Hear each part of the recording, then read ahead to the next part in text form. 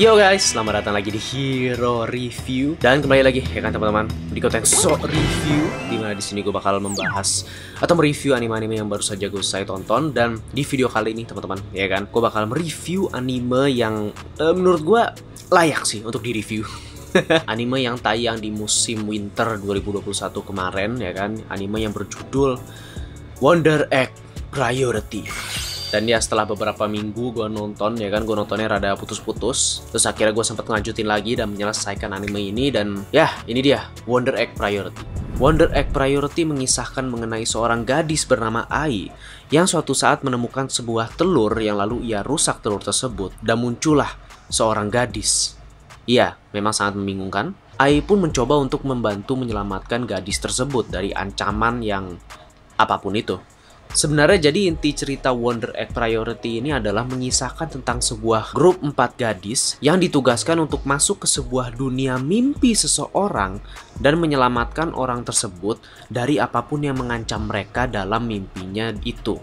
Tapi ya oke, awal alasan kenapa gue nonton anime ini adalah pastinya karena visualnya atau animasinya. Kalian bisa lihat reaction gue di video gue yang ini. Itu pertama kali gue menemukan dan ngeliat anime ini gitu kan. Dan gue kayak langsung what is this? Karena kayak animasinya dan gambarnya itu bagus gitu. Dan ya mau berharap apa lagi, karena juga studionya yang buat itu adalah dari studio Cloverworks ya kan. Dimana buat yang nggak tahu itu biasanya sih bagus gitu ya animasinya buatan Cloverworks. Dan memang ini anime bener-bener membingungkan sih di awal. Bahkan hampir sepanjang animenya pun juga membingungkan. Baru mulai jelas tuh gue bisa bilang di tengah-tengah ke akhir. Itu baru mulai jelas tuh. Di awal nggak ngerti gue. Tapi walaupun gue bingung dan tidak begitu mengerti apa yang terjadi di episode awal-awal, gue kayak selalu merasa bahwa ceritanya itu berpotensi memiliki makna yang dalam dan kayak akan semakin jelas ke akhirnya. Jadi memang membingungkan di awal sebelum akhirnya terbiasa. Dan memang anime ini juga merupakan original works ya. Maksudnya adalah jadi kayak tidak diadaptasi dari mana-mana gitu. Jadi maksudnya kita kayak nggak bisa ngecek dulu mangganya atau kayak mungkin novelnya gimana gitu. Itu ya nggak ada gitu. Jadi kalau misalnya kalian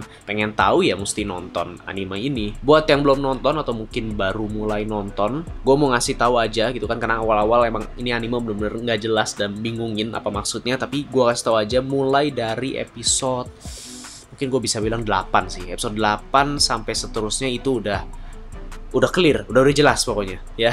Dan ya yang gue suka dari anime ini pastinya balik lagi ya kan, visualnya. Di musim lalu bahkan ya, atau mungkin sepanjang tahun ini kayaknya sih anime dengan visual dan animasi paling bagus mungkin ini deh, ya nggak sih?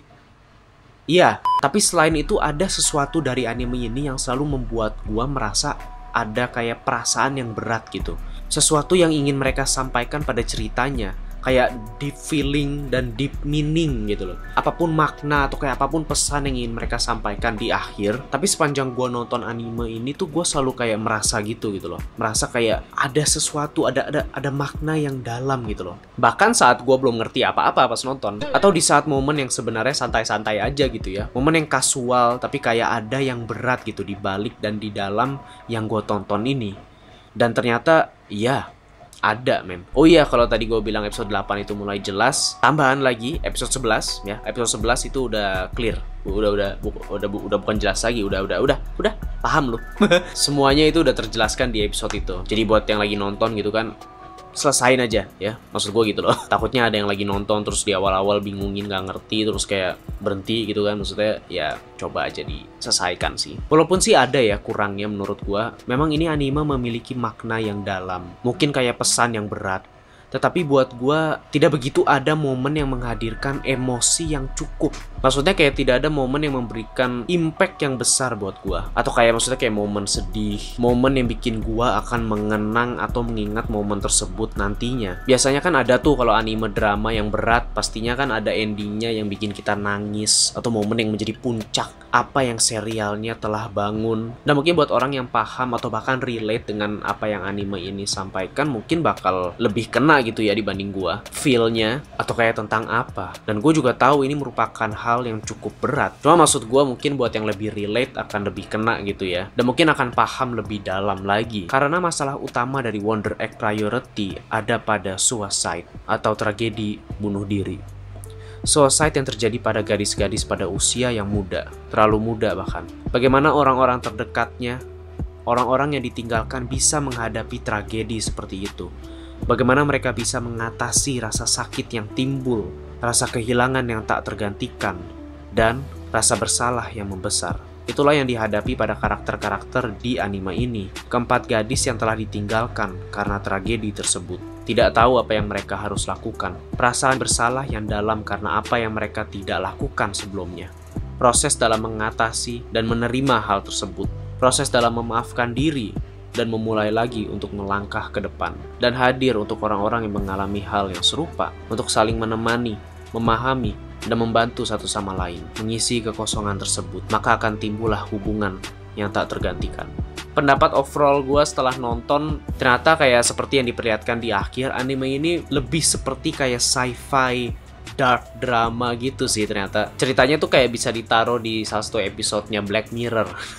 Karena juga berhubungan kayak dengan dark science atau kayak psychological drama. Dan dari awal gue nonton, gue juga menganggap ini anime yang bagus. Bersifat kayak hidden deep meaning. Apa coba? Maksudnya kayak ada makna yang berat dan dalam, yang tersirat. Tetapi tidak secara terang-terangan disampaikan. Walaupun pas di tengah-tengah rada ngebosenin, jujur aja. Kayak mungkin bisa dibilang episode 5-7 lah itu gue lagi bosen, merasa bosen pas nonton. Tapi lagi-lagi buat yang belum nonton, mulai dari episode 8 itu gue udah kayak oke, udah paham gitu. Terutama episode 11 lagi-lagi. Di situ basically mereka benar-benar menjelaskan bagaimana semua ini terjadi, apa yang sebenarnya terjadi sepanjang serial ini, siapa kedua orang itu. Karena memang tidak begitu jelas sih pas gua sepanjang nonton. Kayak gua aja nggak paham-paham amat sebenarnya. Merasa paham ya padahal enggak. Dan setelah gua selesai dan gue inget-inget lagi gitu ya, ternyata actionnya seru juga loh. Anime ini menghadirkan cukup banyak scene action atau kayak scene bertarungnya yang mereka lakukan di dunia mimpi itu. Pas nonton sempet mikir gitu, kayak rada ngeganggu gak sih momen-momen bertarungnya, karena kayak serasa terlepas dari cerita yang dalam dan berat itu. Tetapi setelah dipikir-pikir, enggak sih, itu malah yang buat supaya tidak ngebosenin. Memang tidak diperlukan, tetapi jelas memperkuat ketertarikan anime ini. Apalagi ditambah dengan animasi yang bagus, coy.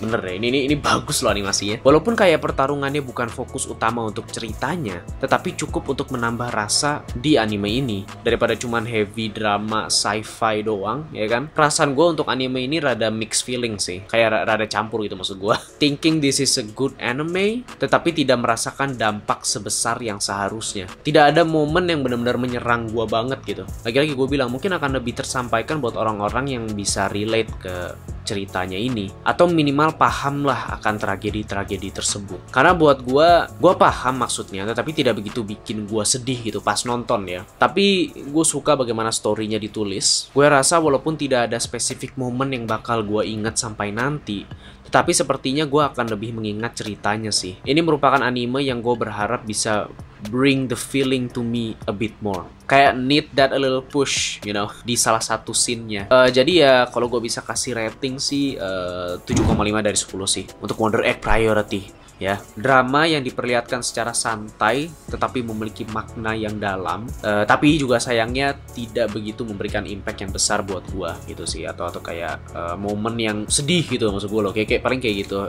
Walaupun gua mau sih merekomendasikan anime ini anime yang menurut gua worthy for recommendation gitu. Jadi buat yang belum nonton Wonder Egg Priority, nonton aja, atau yang lagi nonton selesaikan aja sih menurut gua. Dan ya itu dia teman-teman pendapat gua mengenai Wonder Egg Priority, dan silahkan kalian komen aja pendapat kalian buat yang udah nonton atau belum nonton, mau nonton atau enggak terserah ya kan, komen aja di bawah.